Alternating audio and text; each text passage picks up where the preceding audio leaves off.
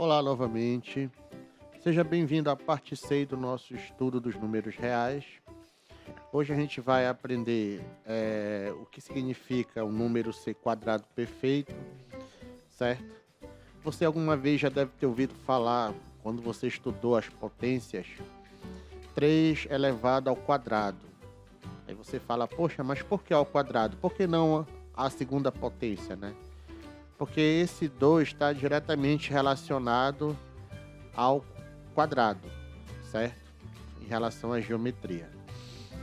Então a gente vai trabalhar hoje o que significa ser um número quadrado perfeito. Acompanha comigo na tela. Então, nós temos números reais, parte 6, e a nossa habilidade da BNCC. Reconhecer que uma vez fixada uma unidade de comprimento, existem segmentos de reta cujo comprimento não é expresso por número racional, como as medidas de diagonais de um polígono e alturas de um triângulo, quando se toma a medida de cada lado como unidade. Reconhecer um número irracional como um número real cuja representação decimal é infinita e não periódica. E estimar a localização de algum deles na reta numérica, certo? Então vamos começar aqui uma pequena provocação, uma pequena gravura. Qual é o número obtido quando elevamos 4 ao quadrado, certo? Ou seja, a segunda potência. E aí você já estudou no sétimo e no sexto ano, 4 ao quadrado é 4 vezes 4, que dá 16, certo? Então, vamos representar esse 16 geometricamente, conforme se afirma na gravura, na figura. Então, observa que geometricamente eu tenho um quadrado formado por outros 16 quadrados menores, certo?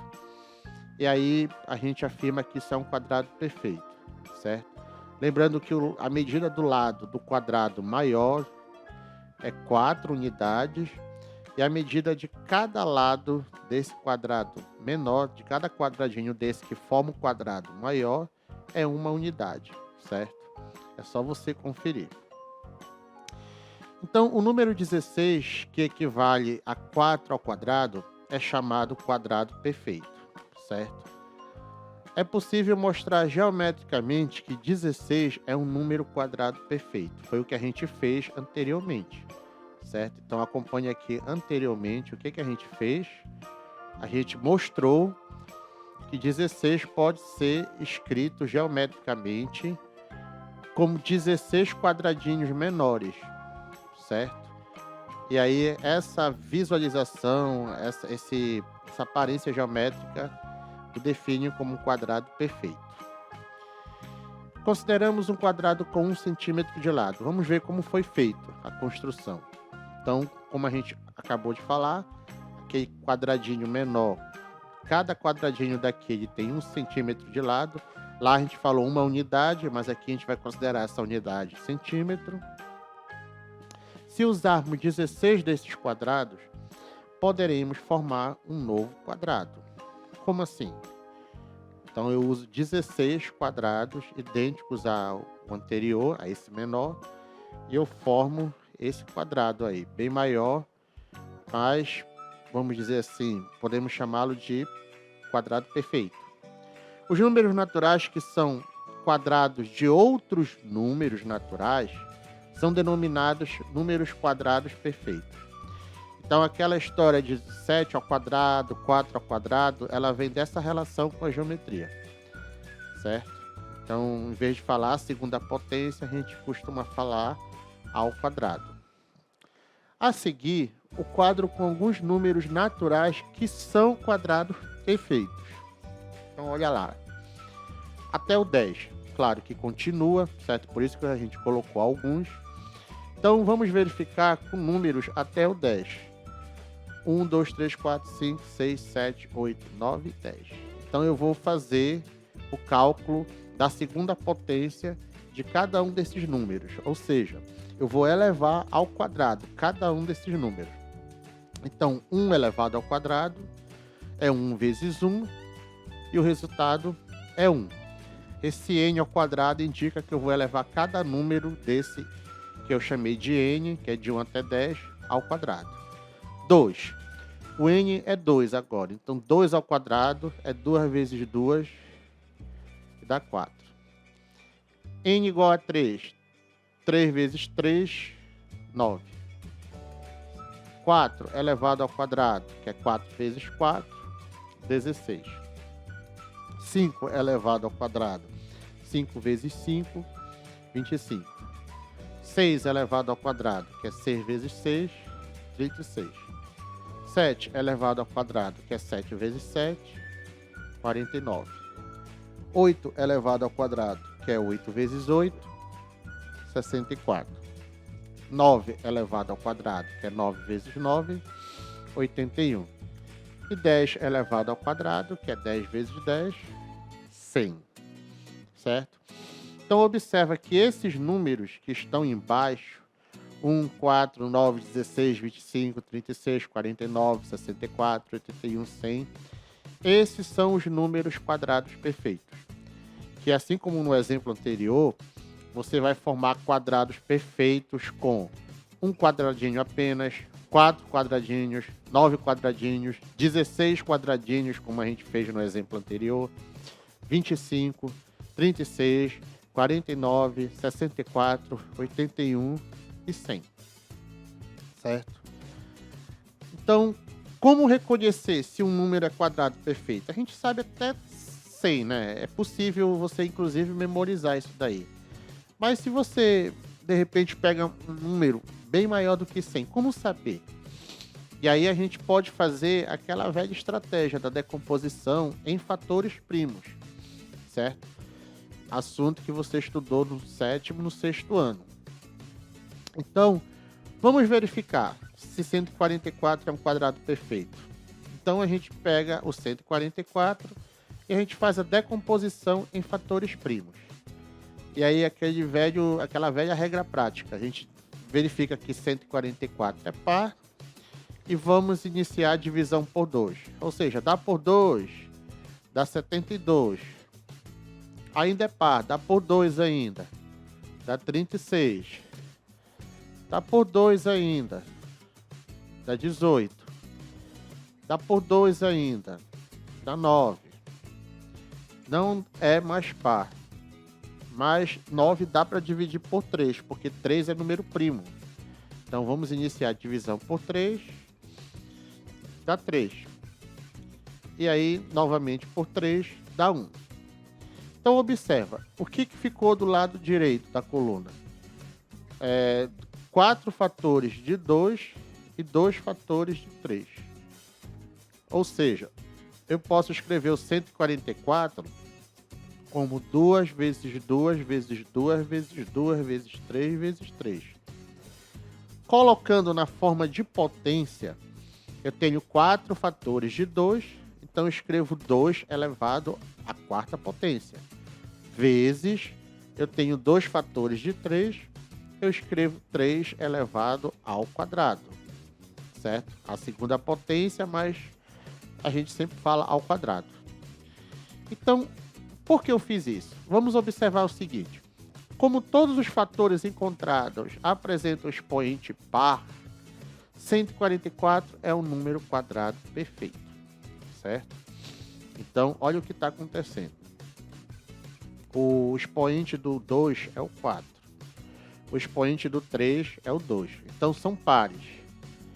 Certo? Então, isso significa que 144 é um número quadrado perfeito. Você deve perguntar por quê. Quando a gente estuda radicais, no 9º ano, certo? A gente tem umas operações lá com radicais, simplificação, cálculo, produto de radicais, que vai te explicar o porquê de isso acontecer, de eles terem os expoentes pares, e isso implicar que o 144 é um quadrado perfeito. Quando você estudar radicais a partir do 9º ano, do 9º ano em diante, você pode entender isso daí. Fica como uma tarefa para você. Vamos verificar um segundo exemplo. Verificar se 450 é um quadrado perfeito. Eu posso, da mesma forma, fazê-lo como eu fiz no exemplo anterior. Decomposição em fatores primos. Mas eu costumo ensinar para meus alunos uma forma diferente também. Eu trabalho com a decomposição em fatores primos e falo para eles também sobre essa estratégia, essa regra prática que a gente vai ver agora. Geralmente muitos acham essa regra prática que a gente vai ver agora bem mais simples, mas não quer dizer que a decomposição em fatores primos deixa de ser usada. Alguns preferem a decomposição em fatores primos. Então eu mantenho sempre os dois, é quem se adequar melhor a uma ou a outra, certo? Fica bem entendido também. Então o que eu faço? Eu escrevo o 450 como um produto de dois números. Pode ser quaisquer dois números. Então, por exemplo, na minha cabeça veio 45 vezes 10, certo? Você poderia escrever aí 9 vezes 50, certo? Você poderia escrever 5 vezes 90 e assim sucessivamente. Vai chegar ao mesmo resultado, mas vamos ficar com esse aqui que eu escolhi, 45 vezes 10. Aí eu vou fazer a mesma coisa com 45 e com 10. Como é que eu posso escrever o 45 como produto de dois números quaisquer? 9 vezes 5. Como é que eu posso escrever o 10 como produto de dois números quaisquer? 2 vezes 5. Lembrando que a multiplicação ela é comutativa, ela é associativa, certo? Ela tem essas propriedades aí, que você estudou no 6º ano. No 7º ano você deve ter revisto também com os números inteiros. Então, por isso que eu posso mexer assim nos fatores, trocar de ordem, certo? Porque a multiplicação, ela possui, dentro dos números reais, certo? A propriedade comutativa e a propriedade associativa. Aí eu verifico, olha, o 5 já é um número primo, o 2 também, o 9 não é. Então eu vou procurar como eu posso escrever o 9 como produto de dois fatores. E aí vem à minha cabeça 1 vezes 9, certo? Mas não ia adiantar muita coisa, porque vai continuar dando 9, certo? O 9 ainda vai aparecer por ali. Mas eu posso escrever como 3 vezes 3. E aí sim, ó. Olha o que aconteceu. Do lado direito da igualdade, eu só tenho números primos agora. Então, o que foi que eu fiz? Eu fiz a decomposição em fatores primos, mas sem aquela regra prática muito conhecida, certo? Nos livros. Então, se você organizar do menor para o maior, fica 2 vezes 3, vezes 3, vezes 5, vezes 5. Aí nós temos um fator de 2, 2 fatores de 3 e 2 fatores de 5. Então, 2 elevado a 1, ou a primeira potência, vezes 3 ao quadrado, vezes 5 ao quadrado.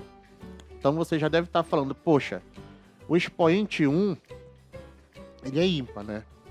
Então, isso não permite que o 450 seja um quadrado perfeito.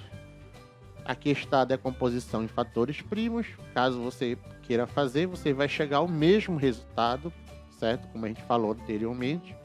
Aí você escolhe qual a regra prática você entende melhor. Você pode voltar depois desse vídeo para rever como é essa regra prática, certo? Que eu acho ela bem mais simples, apesar de a decomposição em fatores primos também ser simples. Como o fator 2 não apresenta expoente par, certo? 450 não é um quadrado perfeito, certo? Então, você pode, a partir de agora, sempre verificar dessa forma. Ou você faz a decomposição em fatores primos, ou você faz nessa regra prática aí que a gente aprendeu, certo? Lembrando que na regra prática você escreve qualquer número como produto de dois fatores, sem ser ele mesmo e o 1, até chegar somente em fatores primos. Então, assim, nós fizemos essas duas decomposições. Como todos os fatores encontrados apresentam expoente par, 144 é um número quadrado perfeito, certo? No primeiro exemplo. No segundo exemplo, como o fator 2 não apresenta expoente par, 450 não é um número quadrado perfeito, certo? Novamente, você vai saber o porquê disso daí quando você estudar radicais, operações com radicais no 9º ano, certo? Você pode, inclusive, perguntar ao seu professor o porquê. Por que isso aí acontece? certo? Se você tiver no 9º ano, claro. Se você tiver no 8º, ele pode até te explicar, mas pode ser que você tenha alguma dificuldade porque você ainda não trabalhou com afinco, com propriedade, com cuidado, o estudo dos radicais, certo? Podemos concluir que se todos os fatores tiverem expoente par, o número será um quadrado perfeito. Caso um dos fatores não apresente expoente par, o número não será um quadrado perfeito. Basta apenas um não apresentar, certo? Não precisa ser 2, 3, basta apenas um não apresentar. E agora a gente vai, vamos dizer assim, iniciar, né, o estudo dos radicais. Mas ainda não como a gente trabalha no 9º ano, mas a gente já vai dar uma pincelada aqui, dar uma introdutória para saber o que acontece com o que é radical, na verdade, né? Bom, tem um episódio aí antigo que diz, não sei se você já assistiu Chaves, o seriado Chaves, tem um episódio lá do professor Girafales e o Chaves, eles estão falando de raiz quadrada, certo? E aí, se você não tiver no 8º, 9º ano, 7º, lá quando você é criança, você realmente não entende. Poxa, uma raiz que é quadrada, tem um conceito histórico disso daí, certo? Que raiz vem da ideia de solução e quadrada, que é a solução para o quadrado, cuja área é tanto, qual seria a medida do lado dele, certo? Então, seria, por exemplo, a raiz quadrada de 9 é igual a 3. Então, qual seria a solução para o quadrado cuja área é 9? Então, o lado mediria 3, mede 3, né? Isso aí tem livros de história da matemática, você pode encontrar isso daí. Se você for fazer curso superior, certo? Ou então, por curiosidade mesmo, você pode pesquisar isso na internet. É possível que você encontre, certo? Por que se falar raiz quadrada? Volta comigo na tela, então. Então, raiz quadrada exata de um número racional não negativo. Se o número representa um produto de dois fatores iguais não negativos, importante a gente colocar isso por enquanto, então cada fator é a raiz quadrada desse número. Como assim? Vamos ver um exemplo. Aliás, vários exemplos. A raiz quadrada de 25 é 5. Por quê? Porque 5 ao quadrado, que é 5 vezes 5, é igual a 25. Então, como é que a gente indica? Raiz quadrada de 25 é igual a 5. Esse símbolo que está próximo ao 25 é chamado de radical, certo? A raiz quadrada de 49 é 7, pois 7 vezes 7 é 7 ao quadrado, que dá 49. Indica-se raiz quadrada de 49 é igual a 7. Já verificamos que todo número quadrado perfeito tem uma raiz quadrada exata. Por quê? Porque quando você fizer a operação inversa, você vai voltar para o número, certo? Que você elevou ao quadrado. Mas como fazer para determinar a raiz quadrada exata de outros números quadrados perfeitos? Então vamos verificar essa conversa, essa gravura. Renato, você sabe como podemos fazer para calcular a raiz exata do número 576? Mas podemos usar o que já sabemos. Vamos procurar por tentativas o número que é elevado ao quadrado de 576. Então, o número 576 está entre os números quadrados perfeitos, 400 e 900. Certo? Tenho que ter o conhecimento que o 400 e o 900 são quadrados perfeitos. Então, a raiz quadrada dele, certo? Vai estar entre a raiz quadrada desses dois números, certo? A raiz quadrada do número 400 é 20, pois a gente já sabe que 400 é 20 vezes 20, que eu posso escrever como 20 ao quadrado. A raiz quadrada do número 900 é 30, pois 900 é 30 vezes 30, que eu posso escrever como 30 elevado ao quadrado. Então, o número que procuramos está entre os números 20 e 30. E aí eu vou fazendo as tentativas, certo? 21 ao quadrado, 21 vezes 21 dá 441. Está longe de 576, né? Aí eu tento 22. 22 vezes 22 dá 484. Está longe ainda, mas está se aproximando. Está mais próximo do que o 21. 23 elevado ao quadrado, 529, que é 23 vezes 23. Opa, aproximou bem, né? Pode ser que o próximo seja 576. Se não for, a gente vai tentar com 25. E se passar de 576, então a gente diz que o 576 ele não tem raiz quadrada exata, certo? Mas 24 ao quadrado deu 576, olha só. Então, por definição, nós temos o quê? Que a raiz quadrada de 576 é 24. Pois 24 ao quadrado, como a gente calculou, 24 vezes 24 dá 576. Então, lá no 9º ano, você também vai estudar uma maneira, não vou dizer assim mais rápida, mas usando radicais também para calcular a raiz quadrada de um número, certo? Parecido, vem daquele método que a gente trabalhou agora há pouco, certo? Da decomposição em fatores primos. Lá você vai achar um modo de calcular a raiz quadrada de um número sem fazer as tentativas. Apesar de as tentativas também ser bem prático, né? Eu acho bem prático também, certo? Então vamos ao segundo exemplo. Qual é o número na forma decimal que representa a raiz quadrada exata do número 42 inteiros e 25 centésimos? Ou 42,25, como queira. Então, nesse caso, sabemos que o número 42,25 está entre 36 e 49. Então, olha lá, 36 é 6 vezes 6, que dá 6 ao quadrado, que eu posso representar como 6 ao quadrado, né? 49 é 7 vezes 7, que eu posso representar como 7 ao quadrado. Logo, o número que procuramos é um número na forma decimal entre 6 e 7. Por que na forma decimal? Porque 42,25 não é um número inteiro. Certo? É importante a gente colocar isso daí. Certo? E aí a gente pode fazer por tentativas também. Certo? A gente pode fazer, no caso, está entre 6 e 7. A gente vai fazer 6,1 vezes 6,1, 6,2 vezes 6,2. E aí existe apenas um pequeno problema. Se a gente não encontrar aproximando com uma casa decimal, a gente teria que aproximar com duas, certo? Mas não é esse caso, embora exista essa possibilidade também. Então temos, olha só, 6,1 vezes 6,1 deu 37,21. Tá longe ainda, né? E aí a gente faz 6,2 ao quadrado.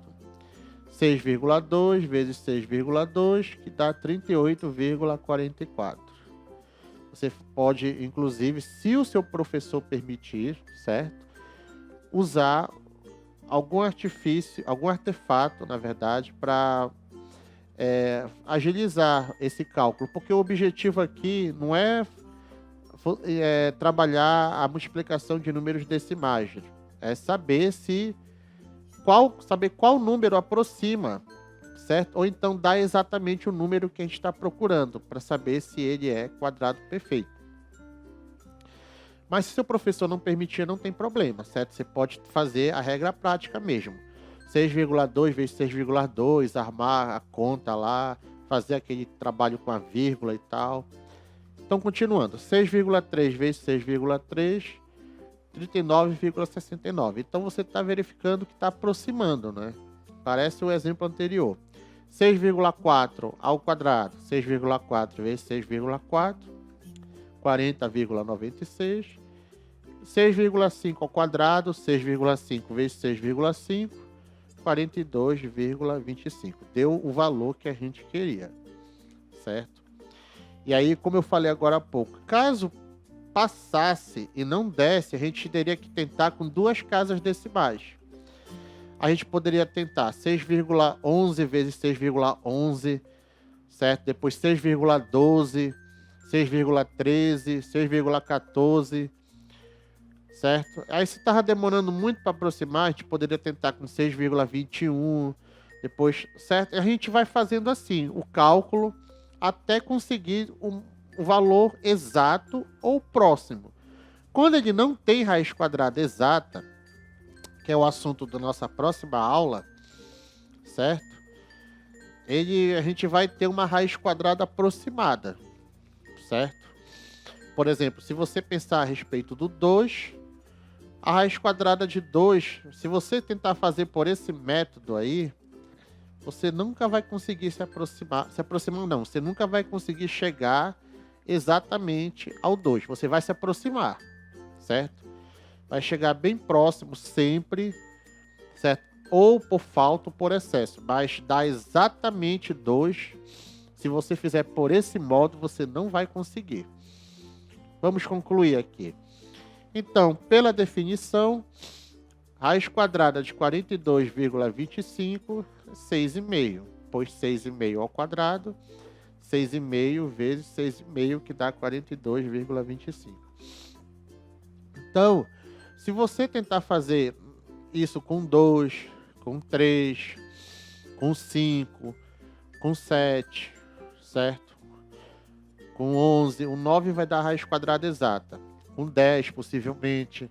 Alguns outros números, você não vai ter um valor que vai dar certinho na hora que você fizer a operação elevar ao quadrado. Você não vai conseguir, certo? Você vai obter, em muitos casos, o que a gente chama de número irracional, que é o que falta para a gente fechar essa parte dos números reais, que a gente está trabalhando até agora. Então, por enquanto, a gente está, se você voltar às aulas anteriores a essa é a parte 6, a gente só está trabalhando com os números racionais, certo? Racionais. E aí a nossa próxima aula já vai ser sobre números irracionais. Então vamos novamente às nossas referências, certo? Que é o material que a gente tem feito a consulta, usado o texto, tirado as figuras, tirado os exercícios. Então é esse material aí que a gente não pode deixar de citar, certo? Então a gente finaliza mais uma vez a aula sobre números reais, essa é a parte 6. E a nossa próxima aula vai ser sobre números irracionais, certo? Para a gente poder fechar, para dizer que os números reais são formados pela união do conjunto dos números racionais e os números irracionais. Só que esses dois conjuntos, eles não têm elemento em comum, certo? É como se eu fosse misturar, assim, nessas condições normais de temperatura e pressão, água e óleo. Você já tentou fazer isso? Não se mistura, né? Você jogar a água e o óleo, eles não se misturam nessas condições normais de temperatura e pressão. Então, o conjunto dos números racionais e o conjunto dos números irracionais, juntos, eles formam o conjunto dos números reais. Mas eles não têm elemento em comum. É o que a gente vai ver na nossa próxima aula. Então, eu te aguardo na nossa próxima aula. Até lá. Bons estudos!